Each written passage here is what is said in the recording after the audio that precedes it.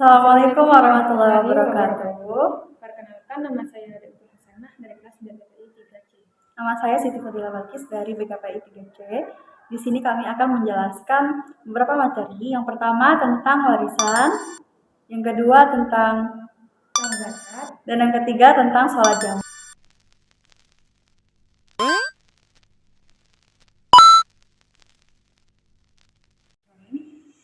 Baik, di sini saya akan menjelaskan materi tentang warisan.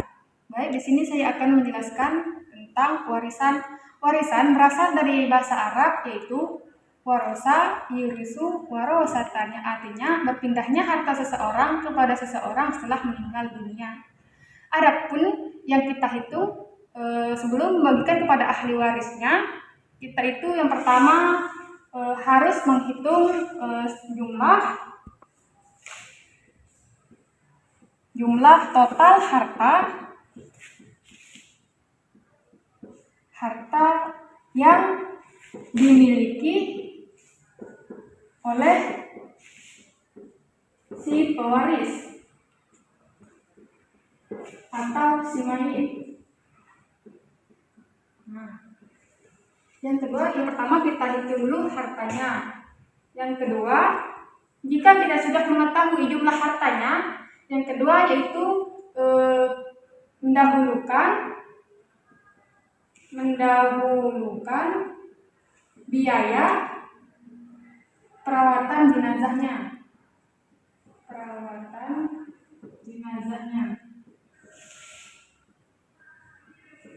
Untuk membiayai tentang perawatan jenazah itu dipotong tentang harta yang dimiliki. Contohnya kan harta yang dimiliki seseorang itu yang jumlahnya itu sekitar 770 juta rupiah.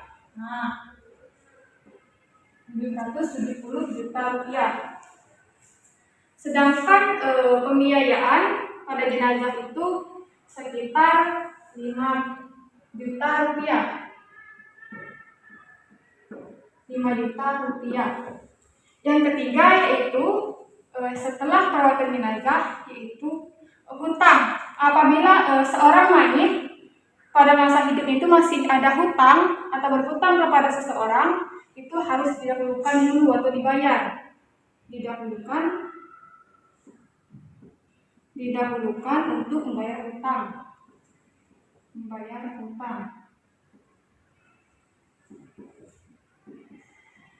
Ibaratnya gini, saya semasa hidup saya berhutang kepada Siti Fadilah Balkis, contohnya kan. Pada masa hidup saya sering berhutang kepada Siti Fadilah Balkis. Setelah dihitung Siti Fadilah Balkis, jumlahnya itu sekitar 15 juta.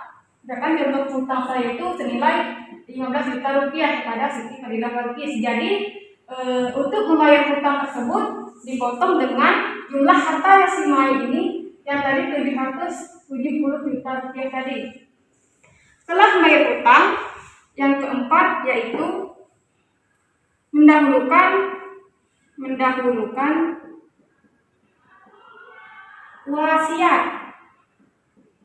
Contohnya gini, semasa hidup saya pernah berwasiat kepada anak yatim atau panti asuhan begini. Kalau saya meninggal nanti, saya akan berwasiat kepada anak yatim atau yang di panti asuhan itu sebanyak 30 juta. 30 juta rupiah. Jadi untuk sebelum yang kelima tadi kan yaitu membagikan kepada ahli waris. Ahli waris atau orang yang mendapatkan pembagian harta warisan. Jadi harta yang dimiliki seseorang yang meninggal dunia tadi suami itu, jumlah harta yang dimiliki yaitu 770 juta rupiah kan. Sedangkan biaya perawatan jenazahnya 5 juta rupiah dan harta dan hutang yang untuk dibayar itu sebanyak 15 juta dan harta yang untuk diwasiatkan kepada panti asuhan tadi yaitu sebanyak 30 juta. Jadi jumlahnya yaitu kita hitung dulu kan, 770 juta rupiah. 770 juta rupiah kita kurangi dari biaya perawatan jenazah, hutang, sama wasiat. Contohnya gini, sedangkan biaya perawatan jenazah tadi kan 5 juta rupiah. 5 juta rupiah ini untuk jenazah. Dikurang lagi dengan pembayaran hutang sebanyak 15 juta rupiah. 15 juta rupiah. Dikurang lagi dengan wasiat yang diberikan dia tadi kepada panti asuhan sebanyak 30 juta rupiah. 30 juta rupiah. Jadi jumlah total harta yang dimiliki mayit ini kita kurangi dengan pembiayaan perawatan jenazah, hutang, sama wasiat itu, jadi sehingga menghasilkan sisa uang yang didapatkan yaitu 720 juta rupiah. Ini sisanya dari pemotongan dari beberapa tersebut.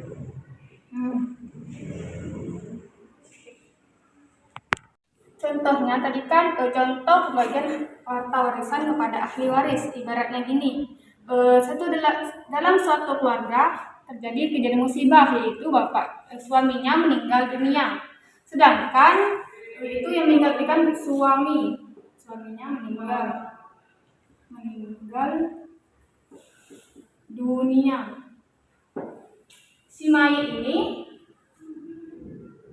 mayit ini atau suami meninggalkan satu orang istri, satu orang ibu,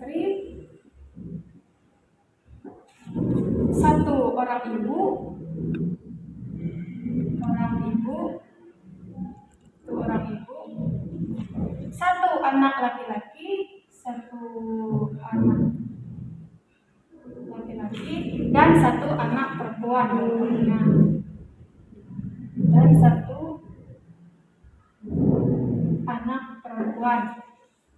Sedangkan jumlah total harta yang ditinggalkan sebelumnya yaitu 720 juta rupiah, sisa dari perawatan jenazah, pembayaran hutang, sama penghasilan tadi. Itu kan harta yang ditinggalkan jumlahnya sisa yaitu 720 juta rupiah. 720 juta rupiah.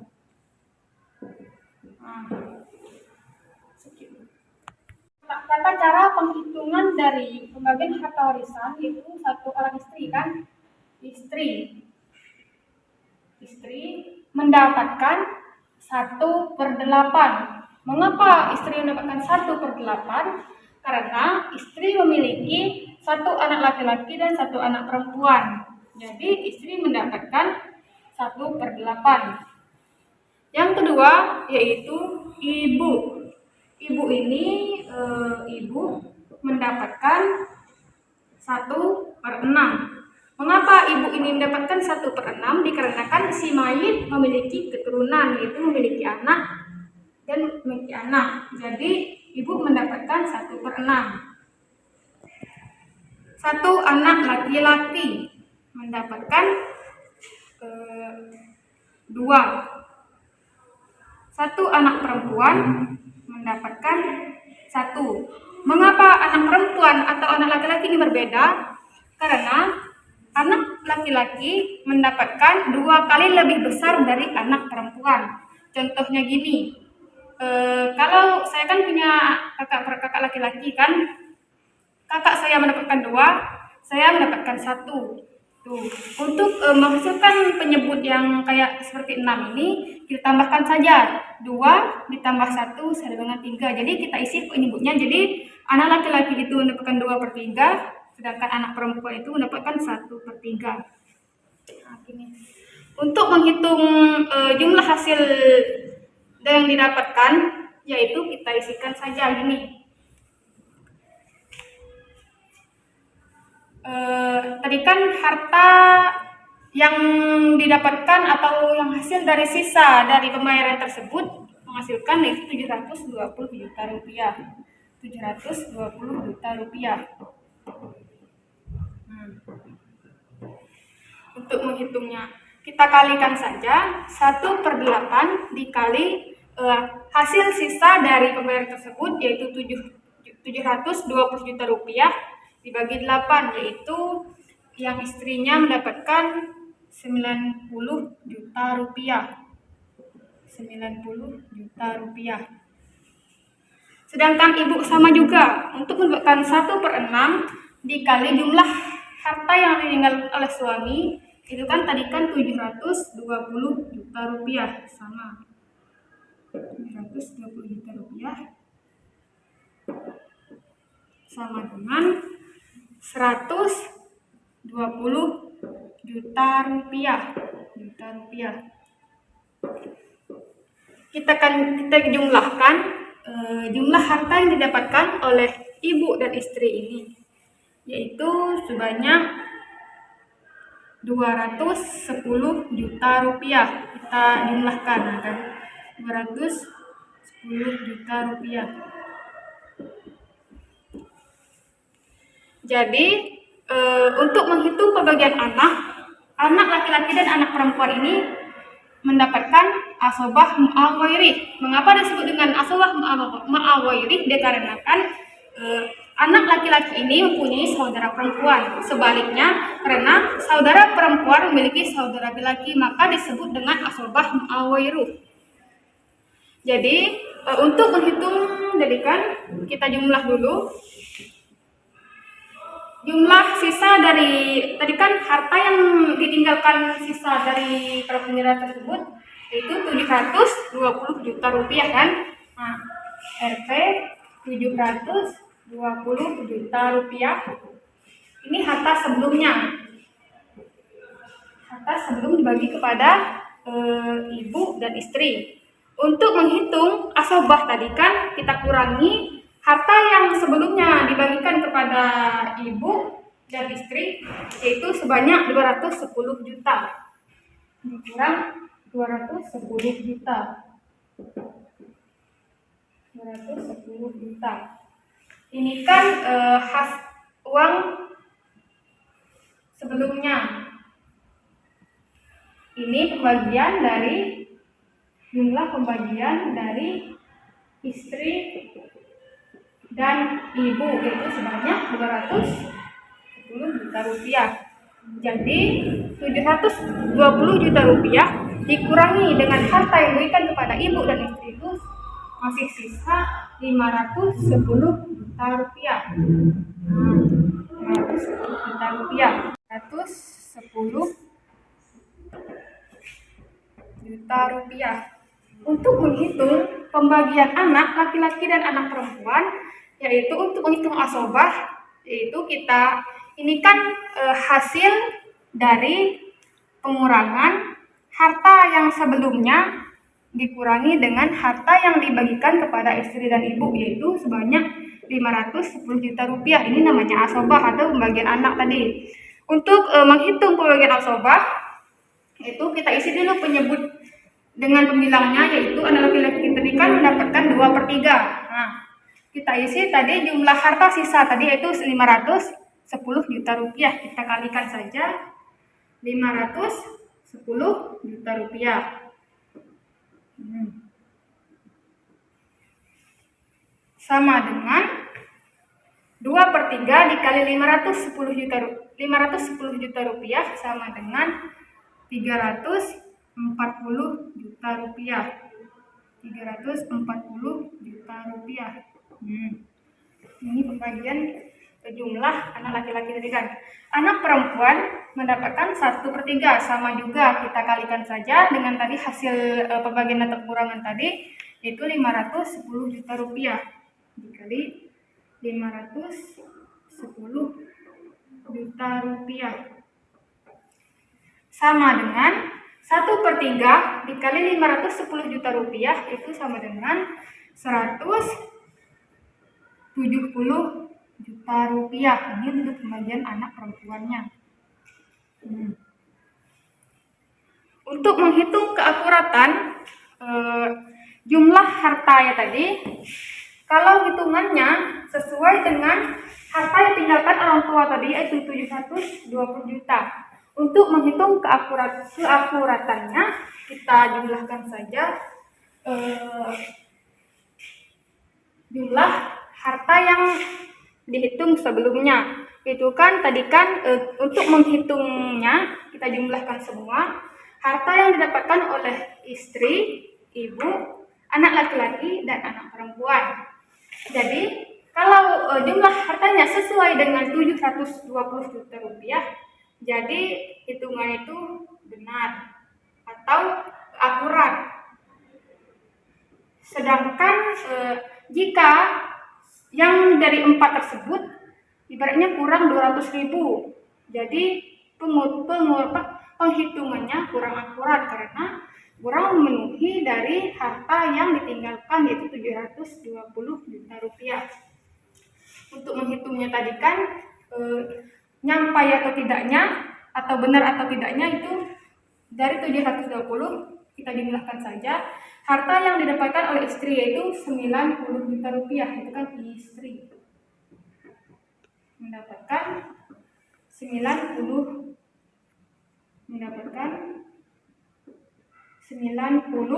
juta rupiah, ini yang istri tadi. Ditambah yang didapatkan oleh ibu yaitu 120 juta rupiah. Ibu yaitu 120 juta rupiah. Yang ketiga yaitu pembagian anak laki-laki yaitu sebanyak 340 juta rupiah. Kita tambahkan saja 340 juta rupiah. Tambahkan lagi yang terakhir yaitu jumlah dari harta penghitungan anak perempuan itu 170 juta rupiah. 170 juta rupiah. Jadi jika jumlah yang didapatkan itu tersebut mencapai 720 juta, yaitu penghitungan itu akurat atau benar. Jika kurang dari 720 juta atau lebih, itu tidak akurat atau tidak itu salah dalam penghitungan atau pembagiannya. Kita jumlahkan saja 90 ditambah 120 juta ditambah 340 juta ditambah 170 juta yaitu senilai 720 juta rupiah.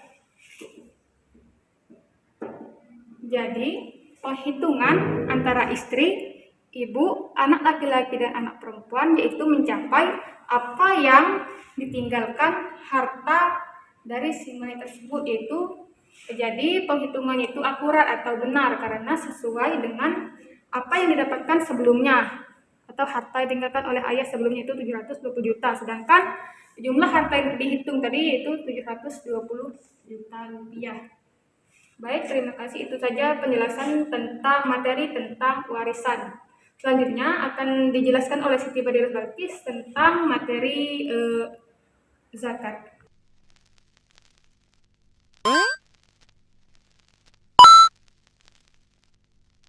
Bismillahirrahmanirrahim. Assalamualaikum warahmatullahi wabarakatuh. Setelah dijelaskan tentang warisan, sekarang saya akan menjelaskan tentang zakat. Zakat berasal dari bahasa Arab yang mengandung arti membersihkan, berkah, bertumbuh dan bertambah. Zakat merupakan rukun Islam yang keempat.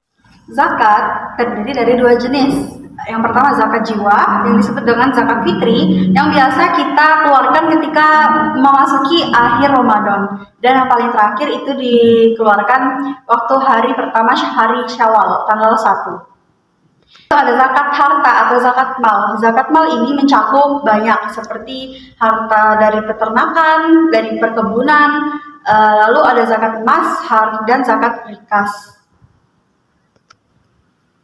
Dan ada juga zakat perniagaan dan zakat profesi dari hasil kerja kita.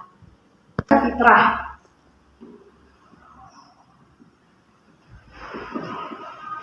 Zakat fitrah ini, zakat yang harus dikeluarkan dalam zakat fitrah ini sebanyak satu sok. Satu sok ini setara dengan 1 mud. Sedangkan 1 mud itu adalah 0,6 kg. Maaf, 4 mud ya. Jadi dikali saja. Hasilnya adalah 2,4 kilogram, tapi di Indonesia kita biasanya dibulatkan menjadi 2,5 kilo. Zakat fitrah ini, walaupun bayi yang baru lahir pun harus mengeluarkan zakat ini, dibayarkan oleh kedua orang tuanya. Biasanya menghitungnya dalam satu keluarga, hitung saja misalnya satu keluarga ada ibu, ada ayah, ada anak. Nah, dikalikan saja 2,5, kan ada 3 anggota keluarga, dikali saja dengan 3, jadi 7,5 kilogram beras ya, karena di Indonesia adalah beras yang bahan pokok. Zakat mal ini dikeluarkan ketika ada kebutuhan yang mendesak dari kaum muslim atau dari orang yang membutuhkan. Lalu zakat mal ini dikeluarkan apabila sudah memenuhi nisab, mencapai nisab dan sudah mencapai berlalunya 1 hijriah. Yang pertama, yang termasuk harta itu tadi kan pertama ada emas. Emas itu nisabnya 85 gram. Jadi kalau misalkan emas yang kita miliki sudah mencapai 85 gram, wajib kita mengeluarkan zakat. Kalau misalkan belum sampai, ya berarti kita belum wajib untuk mengeluarkan zakat dari emas itu. Dan dikeluarkan sebanyak 2,5%. Umpamanya misalnya ini, ibunya Daimatul punya 100 gram emas misalnya. 100 gram. Terus kita hitung 1 gram emas itu misalnya 250.000 dijual. Kita berzakat kan biasanya dijadikan uang dulu ya. Nah, kita dikalikan hasilnya segini, 2.500.000. Nah, baru kita kalikan 2,5%, karena yang harus dikeluarkan cuma 2,5% saja. Dikalikan 2,5%. Hasilnya adalah 625.000. Jadi harta yang awalnya ada 25 juta, yang hanya dizakatkan dikeluarkan hanya segini, 625.000. Nah, 3. Lalu ada zakat pertanian. Nah, zakat pertanian itu dikeluarkan 5% atau 10%. Ketika dibayar 5%, yaitu ketika dia menggunakan alat bantuan yang dibeli. Misalnya pupuk organik yang dibeli seperti itu. Misalnya airnya beli. Nah, itu dikeluarkan cuma 5%. Tapi kalau misalkan disiramnya pakai air hujan dan alami tidak menggunakan pupuk organik yang dibeli, maka zakat yang harus dikeluarkan yaitu 10%. Misalnya kakek Daimatul menanam cabai, dapat misalnya 1 ton cabai. Nah, misalnya 1 ton cabai ini 1 ton cabai, misalnya harganya misalnya ya 505 juta misalnya. Nah, tinggal dikalikan saja dengan 5 atau 10. Kalau misalkan dia tidak pakai alat, berarti yang dikeluarkan itu 10% kan? Dikali saja 10% dikali 5 juta. Dari 5 juta yang perlu dikeluarkan hanya 500.000 saja untuk zakat. Apabila dia tidak memakai alat ya 10%. Tapi kalau dia nggak pakai alat alami, air hujan, dikalikan 5 jutanya ini dengan 5%, yaitu 250.000. Dan nisab zakat pertanian ini 725 kg. kilogram. Kalau sudah mencapai 720 kilogram, berarti harus membayar zakat. Umpamanya nanti 1 ton kan sudah lebih 720 kilo. Okay. Ya. Terus ada zakat perdagangan atau apapun seperti profesi juga sama ya dengan perdagangan. Kadar zakatnya, nisabnya sama seperti emas tadi, yaitu 85 gram. Kalau diuangkan tadi misalnya emasnya kan tadi 250.000 per gram, dikali saja berarti sama tadi nisabnya dengan emas 2 juta 2 berarti sesuai contoh emas kita tadi 25 juta nisabnya. Kalau misalkan sudah mencapai 25 juta, uang yang kita dapatkan dari perniagaan maupun dari profesi kita, maka wajib dizakatkan. Dan itu pun dihitung dalam 1 tahun hijriah. Jadi kalau sudah mencapai 1 tahun, uangnya sudah mencapai 25 juta, maka itu harus dizakatkan atau dikeluarkan. Hitungnya sama, kan dia dikeluarkannya juga 2,5%. Misalkan gaji yang diterima seorang guru misalnya itu, ataupun misalkan kita berjualan, misalnya dapat tuh sebulan 5 juta, dikali saja 2,5%. Tapi dalam satu waktu mencapai 1 tahun hijriah. Kalau misalkan dikumpulkan 5 juta ini selama 12 bulan, itu sampai dengan nisab, maka harus dikeluarkan zakat. Misalnya dia punya uang 25 juta, 250 juta, sama seperti ini tadi, 2,5%-nya dikali 250 juta, hasilnya 625.000. Itulah zakat yang harus dikeluarkan. Oke, 3. Peternakan. Berapa nisabnya? Nisabnya 30. Kalau misalkan sudah mencapai 30 ekor domba, kambing, unta, atau sapi yang kita miliki, maka harus dizakatkan 1 ekor. Kita keluarkan 1 ekor, kita sumbangkan dalam bentuk zakat niatnya. Nah, dan umurnya harus berumur 1 tahun. Dan kalau misalkan punya 40,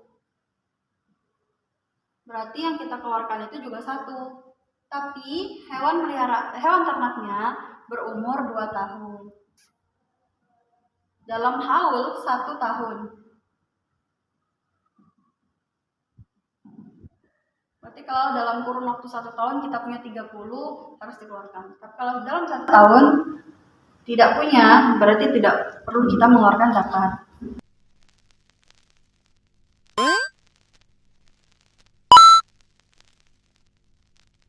Berikutnya adalah penjelasan tentang sholat jamak. Sholat jamak adalah mengumpulkan 2 sholat fardu yang dikerjakan dalam 1 waktu sholat. Di antara syarat sholat jamak yaitu yang pertama, dikerjakan dalam perjalanan jauh dan bukan untuk maksiat. Yang kedua, minimal jarak yaitu 64 km, 80 km, atau 94,5 km. Yang ketiga, dilakukan dalam perjalanan. Dan yang keempat adalah berurutan. Kemudian sholat qashar, yang merupakan sholat yang dilakukan ketika dalam perjalanan juga, yaitu melakukan sholat wajib dengan mengurangi atau meringkas jumlah rakaat sholat yang bersangkutan. Sholat qashar yang diperbolehkan hanya 3 sholat, yaitu sholat zuhur, asar, dan isya, yang aslinya adalah 4 rakaat dan diringkas menjadi 2 rakaat.